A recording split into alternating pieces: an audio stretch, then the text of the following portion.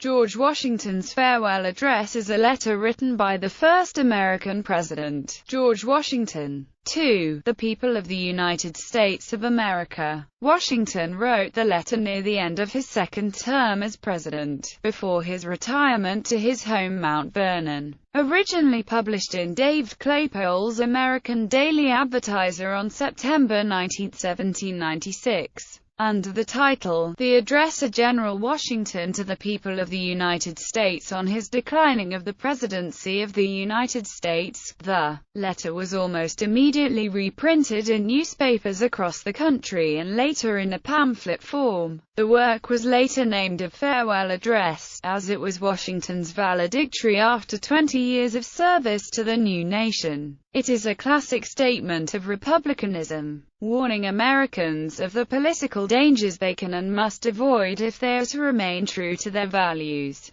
The first draft was originally prepared in 1792 with the assistance of James Madison, as Washington prepared to retire following a single term in office. However, he set aside the letter and ran for a second term after the rancor between his Secretary of the Treasury, Alexander Hamilton, and his Secretary of State, Thomas Jefferson, convinced him that the growing divisions between the newly formed Federalist and Republican parties, along with the current state of foreign affairs, would rip the country apart in the absence of his leadership. 4 years later, as his second term came to a close, Washington revisited the letter and, with the help of Alexander Hamilton, prepared a revision of the original draft to announce his intention to decline a third term in office. He also reflects on the emerging issues of the American political landscape in 1796. Expresses his support for the government 8 years after the adoption of the Constitution, defends his administration's record, and gives valedictory advice to the American people. The letter was written by Washington after years of exhaustion due to his advanced age, years of service to his country,